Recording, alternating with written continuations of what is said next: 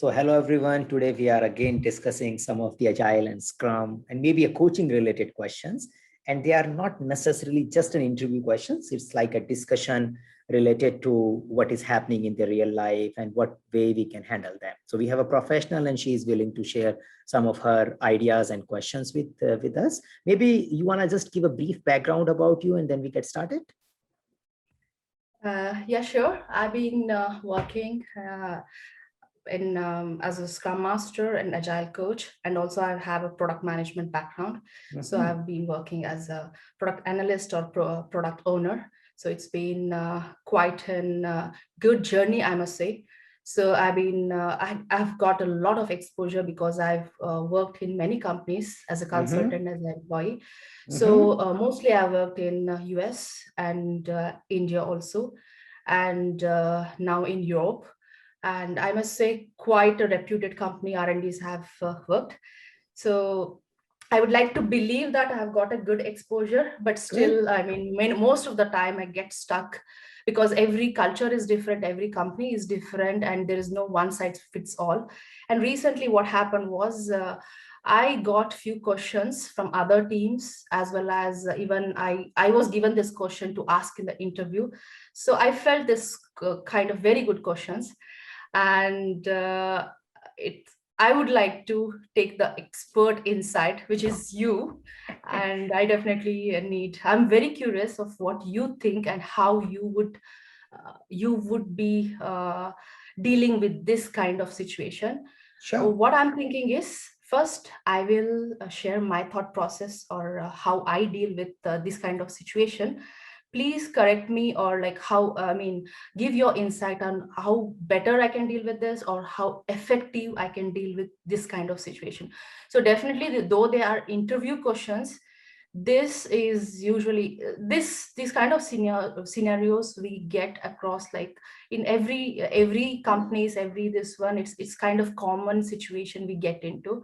So I want to know how effectively we can handle these kind of situation. Perfect. So I appreciate you saying that each situations are different, each environment is different, each organization is different. So we keep evolving, and whatever knowledge we take, it is just a guidance which we have. The real thing will only come to know when we really work on something. So that's reality may evolve as we go along. So I'm perfect with you sharing question as well as your idea, and then I may share my view in it. And then I don't think there is a right and wrong, but yes, we share that. First and foremost, I would like to say it's great to connect with you. Thank you. And I'm very thankful you are giving your valuable time to me on this.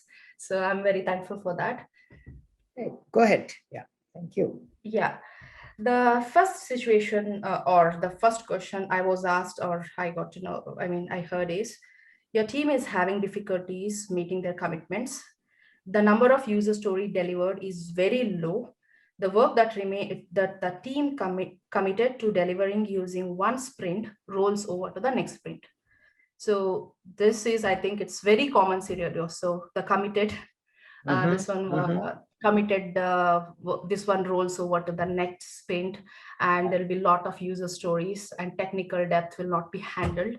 So what's the best situation, how as an agile coach, how I would be coaching the team? So this is the question. Start with your view. Yeah, what do you think should happen here? So first and foremost is I will do some root cause analysis, because it's always like why it is happening more than before I go to how I can handle it and how it could be dealt with. So first and foremost, why is very important. So I want to get into the root cause of all this. So I have my few questions, which I called as vectors. I'll talk more on the vectors which I follow, but before that, I will go straight to the possible causes for this situation. So one might be unclear user story. So the requirement might not be clear, and there might be not the acceptance criteria might not be defined very well, or the business context might be missing, or the DOD or DOR is not clear, or else the dependencies are not clear. So I would say the unclear user story. So that might be the first possible cause. And the second one I would say is lack of technical competence in the team. For example, a few team members will be new and some will be very what you call experienced. So the new team members might be struggling with some of the input they need, or lack of competency, or not proper coaching in their this one. So and they are not very keen to disturb the senior people. So they might be like so even if it is like in that situation, this one drops. So the work in progress, it will result in work in progress, or not have able, for not able to handle. So that might be the second situation. And third situation, again, this is again related to technical competency. The entire team might not be having a good technical competency. For instance, the team is it's they are supporting the backend system, or the team is in the work is something like migrating from monolith to microservices. But for that, they need a clear guidance from technical architects. So what's the roadmap, and which function to which this one they are touching in first sprint or first PI, and how do they go about it? And all that needs a deep architect's involvement in this one. If they miss the roadmap, if the architect is missing, if the higher level picture is not there, even if the team is matured enough, even if the team members are competent, but still they would be getting into this kind of situation. So that's the third situation. So there could be many such reasons. Yeah, that's yeah, the like thing which some team members might be sick, and they might go on vacation, and some might be, there might be internal conflicts, and the external dependencies might not be handled, or the top level itself, the epic level itself, it might be not clear. And something called as artificial alignment to the estimation. It comes to estimation, there might be artificial alignment. So all these things, so there are different factors that might lead to this situation. Perfect. Good. I think these all are possible reasons which can come and which might derail any team. That's the possibility. Now, if this get asked to an agile coach, so you have been assigned a team and which has been a history of doing this, what do you do? What is your starting point, and how do you approach to this problem? So I think it might be easier to take a kind of a case study. We can say that there was a situation like this, which I started, because there could be and possibilities. So we need to be clear that I am intervening an existing team, which has been having some history behind, but now I have been asked to intervene there. So that's an assumption I'm taking. I'm not taking an assumption that I'm a Scrum Master who is working with this team from last 1 year, and now we have a problem of this. So I need to clarify that assumption. If the interviewer asks, no, you have been working with that team, then approach might be very different. But if I have been asked as a third party, then I am going there. Yeah. So that's the starting point. The next point which I will do is that since I am coming from outside and I'm talking to the team to solve or help them in doing it, I might want to conduct a retrospective with them. So rather than I jump into something. So see, whenever something is not working, technically there is a dysfunctional retrospective. If there was a problem, one problem, two problem, the team should have handled it in a retrospective meeting. So it is clear that their retrospectives are not effective, and team doesn't have a strength and enough facilitation to take care of those retrospectives. So that could be a one possibility. Or there is a list of impediments which are not getting resolved for a while. So that's also a possibility. It's there, like there are a lot of impediments. Their retrospective has been done. There are hundreds of retrospective actions and nothing has happened to it. So I, as a coach, might say that, okay, what is the status of our impediments, where we want to have a quick study on it. And we want to categorize what are internal impediments and what are external impediments. And the second is that I may conduct a retrospective with the team to understand what is blocking them, what is troubling them, what is resulting into this particular situation. And based on what we learn in the retrospective, we take our next action. And then in an interview, we want to give a hint. The problem could be the skill problem. The problem could be a collaboration problem. The problem could be requirement alignment problem. The problem could be too much work, the problem like WIP limits, there could be anything. But here assuming will be little difficult because ultimately I am the guy who is just coming. So I need to start with the existing list of impediments and how old they are, how long they have been stuck. Yeah, so that's something can help me in understanding the external role which might be on the team, as well as I want to see how team can evolve internally by doing the retrospective. So that's something I may start with, and then I may stop there and may not go until unless the interview start digging in, what can go in a wrong in a requirement, what can go into a technical thing. Assuming you come to know that technical skill is the weak skill, then what do? There are few who may pick up a one thread and may want to dig deeper into it. But I may initially play safe and I say I will start from a retrospective. Okay, great. Wonderful. Thank you so much. Yeah. And okay, if coming to this, what I actually, how I deal with this, as soon as I get into a team, so I have this 4 quadrants on any team. So one is performance wise, how they are doing. So one is performance, the processes, and the agile mindset or the team culture, and then it organization culture. So I have all the health check, this one, parameters in all these 4 quadrants. So I have my own list. So what I do is I start doing the health check of the team in all these 4 quadrants. So where they are standing, how they are doing. So that gives me some insight on what they are doing and where they are standing. And then based on that, exactly like I create my own 90-day action plan, or what I call my own roadmap or the backlog of all the issues. Like same like 4 quadrants, high risk, what can wait to that PI, and what can be this one, and what can be discarded. So something like that. So based on that, I have my own backlog of the issues and I bring it up. I mean, I give the priority to that.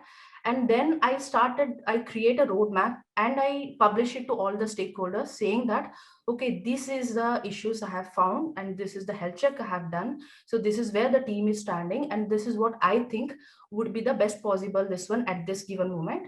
And this is what I want to go, this is how I want to go about, and this is how my roadmap looks like. So if they are aligned, then I start tackling with each and every problem, whether it is coaching or coaching on the estimation, or be changing the team culture, or about the the ceremonies or whatever it is. So actually I go like this.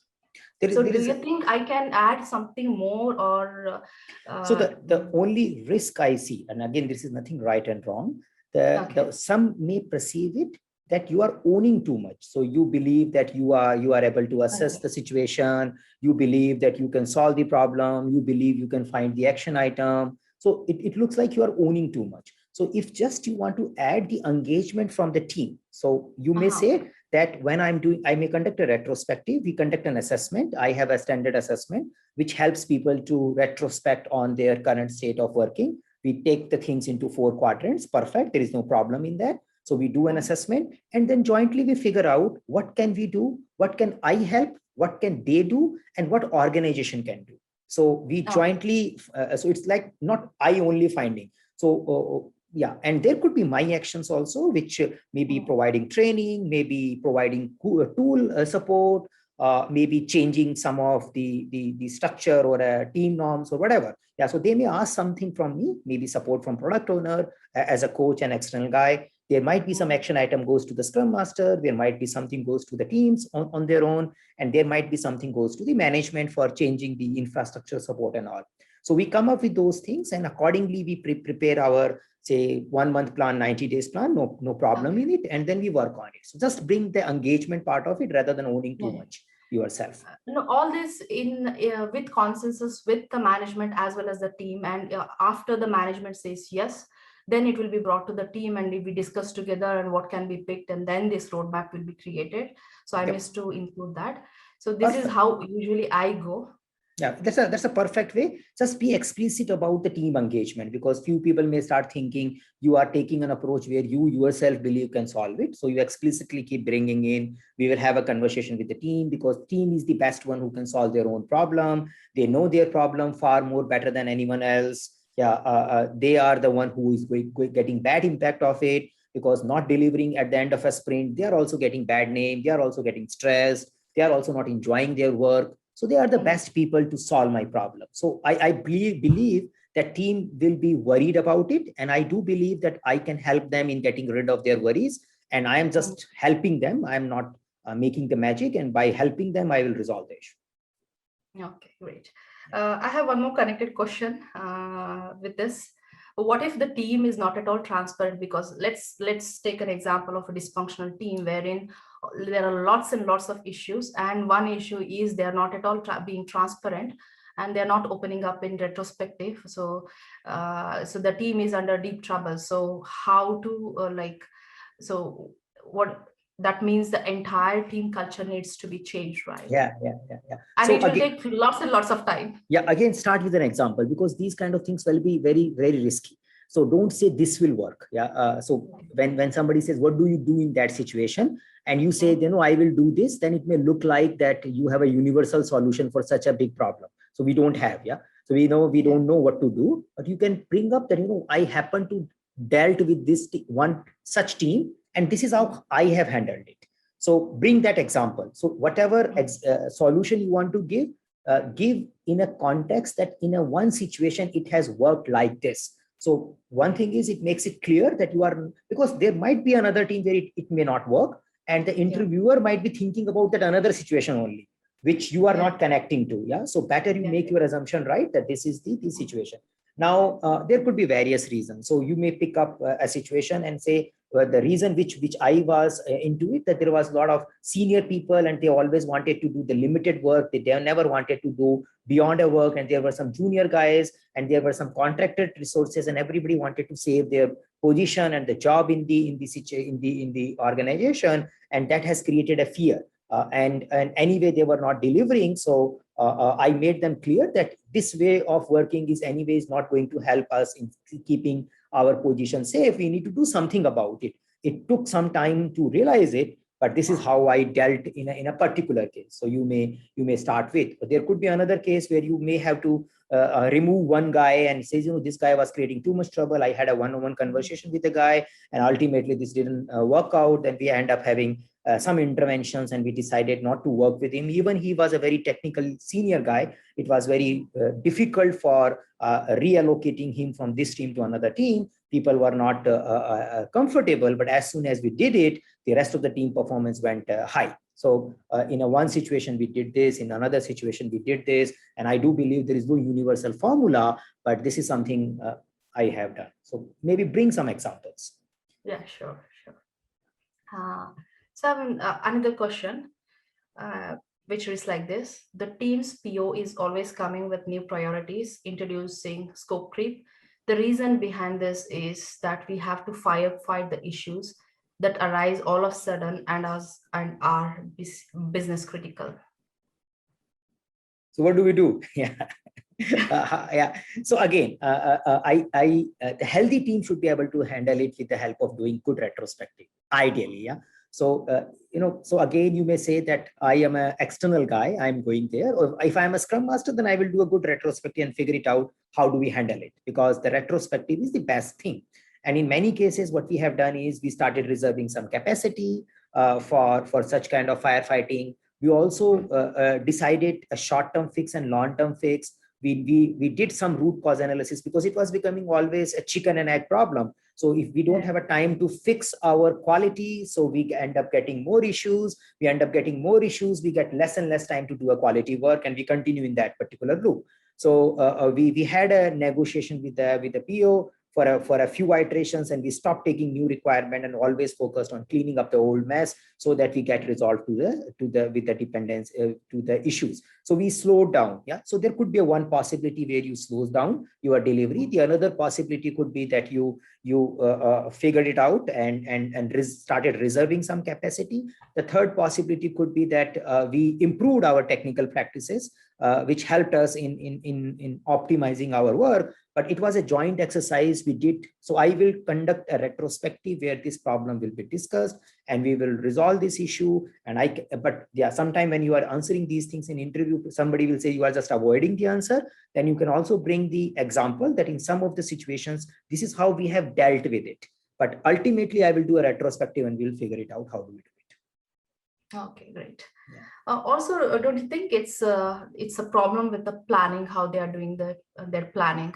Because if it is always, then a fraction of this one can be kept aside for all this. What do you call? Not getting Yeah, the right word. the Yeah, which urgency work, unforeseen, which just unforeseen work. suddenly Yeah, pops up. yeah, Yeah. yeah, yeah, yeah. So definitely it can be done, and you are giving that answer, but you are also keeping that team will know the best. Yeah, and I don't know. Yeah, but I know in some cases it was a issue related to the planning. Yeah, in some cases it was issues related to poor understanding of the requirements. So they end up committing more, and then they have a problem. They make less, then it goes into production, then it has a problem. In third case, it could be that the previous releases are not stabilized and still we are trying to do more and more. And we have a goal to finish the product faster, but at the same time, nobody's listening to slow down, but until unless they face the reality that the life is really slow. Yeah, so something like this. Okay. Okay. Yeah. Yeah, Again, one more question. the generic thing is that in these kind of interviews, we answer it either with the help of some case study or with the help of some tentativeness. Because if we become very definitive, you start saying it is a planning issue. Somebody will say, yeah, ultimately it's a planning issue, but it's an execution issue also. Why can't they do execution as they expected and good quality work? Why can't you fix the quality so that we don't get the issue going forward? So it could be. So let's not conclude a particular pinpoint and can say, okay, the team will know. And these are the some of my historical experiences where these were the issues. I don't know about your case, but these were the issues in some cases. Okay. Okay. Right. I agree. And also it's more of inspect and adapt. Yeah. Typical this one. Yeah. So actually, if the inspect and adapt is done well, all the answers will stuck there only. So if you have a problem, fix it. Why to think about it? So recognize the problem and fix the problem. What stops you from fixing it? The only thing is in many organizations, even the people who ask questions in the interview, in many organizations, the problem keeps coming. Nobody's thinking of fixing it, and they want someone to fix it, one person to fix it. Whereas a team just tells the problem, we are having this problem. So that culture will create a long-lasting problems. Yeah. But do you think coaching the team or continuously can turn around the situation? Yeah. So see, ultimately, if either situation will get fixed or it will remain as it is. And if it will get fixed, it will only get fixed by the people. One person cannot fix it. Yeah. And if one person fix it, again, we are going into the old belief of project manager. So whatever the team we have, the project manager can run the show. Then the project manager has to be 24/7 involved in the work. He's the one who's guiding, and he's the mind of the whole team then. Yeah. So the management, general industry management philosophy wants to get away from single point of failure, wants to get away from one person thinking and everybody's doing. And that's the whole reason for self-organizing team. But in many organizations, the culture and the belief is still one person driving the show. They may want to change the name from manager to Scrum Master or a Scrum Master to an Agile Coach, but the game is still that someone will solve the problem. So we need to change that, okay, I can just expose the problem. If you really want to solve the problem has to be solved by the people who are in a problem. Yeah, I can just help them a little bit, but ultimately they need to own the solution. Else, as soon as I will go, the problem will come back. Yeah, great. So the next one is again about the team dynamics, where it's the team dynamics are affected by one of the team members reluctant to work with certain parts of the solution, and teammates that develop the solution. They can't see eye to eye. The situation is becoming worse since the team expects to develop the solution further and do not see eye to eye on how the solution should be developed in the future. The test coverage is very low and the expectation from the business on the solution are high. The deadline is closing in. Yeah, so dysfunctional team again. And a particular example of dysfunction where you have a technical area which is closely owned by one person or a one group of person, and he is no more interested in that working in that area, and other people are no more interested in getting in that area, assuming that's a legacy code or something, and then there is no proper documentation and there is no proper testing. And how do you move forward with it? So one thing is It really depends how bad and what kind of a technology and what kind of a people you have. So what we are seeing here is that you have created a problem by way of creating single point of failure, where people are closely owning a part of the work and there is no collective ownership. So that's the reason of the problem. So how do I handle it? So I think one of the approach, again, one of the possible approach, we are not saying this is the only approach, is to make it clear that this is the situation we are in.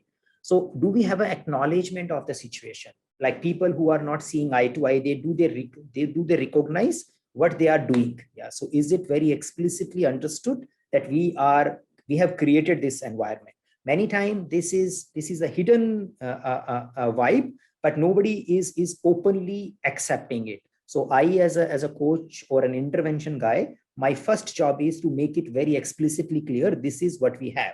I want to make the problem very, very clear. And then I want to make the impact of that problem very, very clear. And then want to work with them that how do we resolve it? Because we need to resolve it. We have to go forward situation.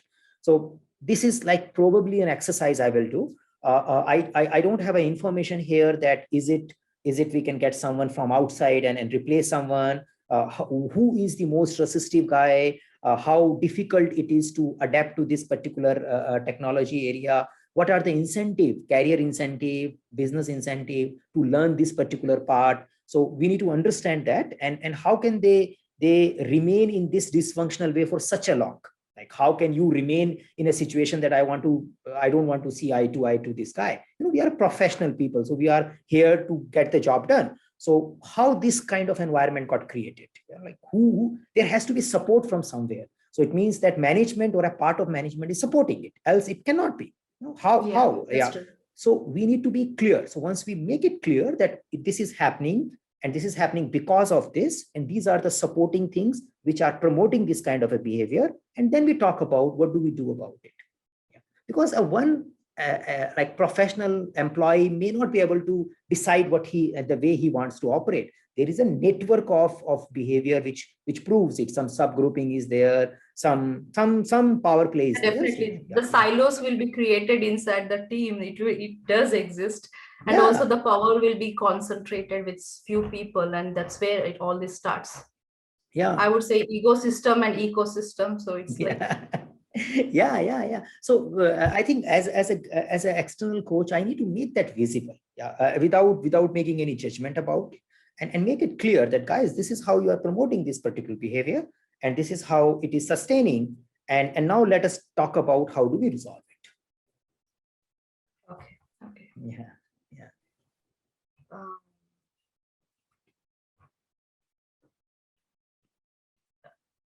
Then I have one more question. Is it okay? Yeah, please go ahead.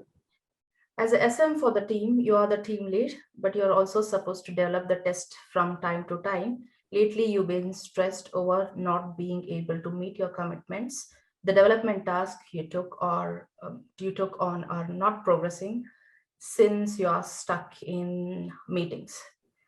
So my thought process in this is, as a SM, I should be knowing very clearly, okay, what's the capacity and what's this one of the team, and then how much time of my time goes in the SM responsibility, and how much time will go on the as a team lead, this one handling in team lead responsibility. So once I'm clear on that, then I'll in the planning itself, I can say, okay, this is as a SM, 15%, for example, 15% goes in all the ceremonies, and 10% might go to other meetings. So 5% in something else. So when I will calculate, okay, 50% only is left. So in that 50%, I can do the work of as a team lead. So with that, I will pick the user stories of that many 50%. So if they are not agreeing for that, if they want me to work beyond that, then they have to look for the alternate options, whether I should be stepping up as a full-time Scrum Master, or else as a full-time team lead. So this is just how I would approach this problem. Okay. And so, what is your thought on this? So if I understand the problem, the question is asking that you are a Scrum Master And at the along with the Scrum Master job, you are also taking some technical responsibilities. And there is always a challenge between allocating time between Scrum Master role and a technical responsibility role. And many times you end up not meeting your technical responsibility. Yeah. So how do you improve yourself and how do you handle this situation going forward? That's the question. It seems to be perfect. So one is the way you have approached the problem, that I do have my capacity planning. Scrum meetings and Scrum related role are relatively predictable, and I can see the work which is coming, the impediment backlog based on the previous impediments and all. So based on the organization history, I can identify what is the amount of capacity I can allocate to a development team work if I have left with. So I start with a good planning. And the second thing is that I also, along with the other developers doing daily Scrum, I also inspect and adapt on daily basis on my work. So it is not like that if I am a Scrum Master, I will not talk about my design and development work. But since I am doing that, I also inspect and adapt on a daily basis. And if something is not working, if something is disturbing, we as a joint team find out what do we do next in a given team, a given sprint, and going forward we will change the approach also if the pattern is evolving. So if one of issue, some particular meeting has been called off and then I need to attend that, it was not predictable and it may impact my development assignment, I share that issue in a daily Scrum as soon as we discover it, and after the daily Scrum we do a little bit meet after and figure out how do we handle this situation right now. So I remain transparent about what is happening, and going forward we consider this in our capacity planning and always try to balance our Scrum role as well as the development team role. Yeah. Okay, great. And one more question I have got is, what's the value addition you can bring into us? Or else, what will be something related, something like, okay, as soon as you step in, what will be the things you would be, what your 90 days action plan looks like, or how do you, which things do you pick first? So this is the common question I get asked. Yeah. So sometime when you go as an Agile coach, your 30 days plan, your 90 days plan, sometimes becomes a little critical. And I believe you need to share some of your old plans to start with, because you exactly don't know what will be the needed in this particular organization. Means, will they need an education first? Will they need a process stabilization first? Or you just need to do a health check and get started from there? So some amount of assessment will definitely be there, and the rest of the plan will be based on that. And it also depends upon you are the alone coach or you are a part of the bigger game where there are other coaches also. So when there are other coaches, your plan is little bit influenced by other plans also. So maybe you bring an example based on your experience, which relates to sometime like you were a coach as a COE with a center of excellence, and you have been told to go to a particular department to achieve agility there, and how you approach that particular department and issue, you might share that particular experience. And you may say that I started with a senior executive discussion. We set up the goal of what we really wanted to achieve with the agility. Then we identify how do we get started, what will be our pilot project. We did the trainings and we did the pilot, and that's how we achieved it. So you may share some of the typical 30 days, 90 days plan, and keep it clear that, exact plan for your organization, I don't know yet, assuming you have not spent time analyzing what they need. And for you, we will evolve as I know a little bit more about the organization need. Yeah, something like that. Okay, all right. So theme remains the same. Don't give the exact answer. At the same time, don't show that you are avoiding the answer. And you don't know, because sometimes people will say, I will see based on your situation, I will do. Then the interviewer may think you are avoiding the question. But at the same time, when you say, I have an experience, this is how I have done it. But at the same time, I don't know how I will do it in your case. Then it makes you a little open that, okay, I'm not saying this is how it will work. I am saying this has worked for me few times, but now I will see how it will work for your case. Okay. Because for me, usually I will say that I would first like to assess how you're doing and what you're doing, and then based on that I'll be able to give the 90 days plan, something like that. Good that now I know how to deal with it. Because that's a true answer as well. But sometimes people may feel, okay, you are avoiding the answer. So you can say, this is how I usually do, but I can share one example. Okay. Okay. An example will help you to show that. Okay. Good. Yeah. All right. Good place to close. Yeah. Yes, I think all my questions you have sorted very Good. well. Good. Thank you for bringing these interesting questions. And in case we want to have a follow-up conversation on top of these, we can do it. Yeah. As per our schedule and matching. Yeah, sure. Thank you. Thank you again. Thanks again for your all your insights, and it was great talking to you. Same here. Same here. Thank you. Bye. Thank you. Bye bye.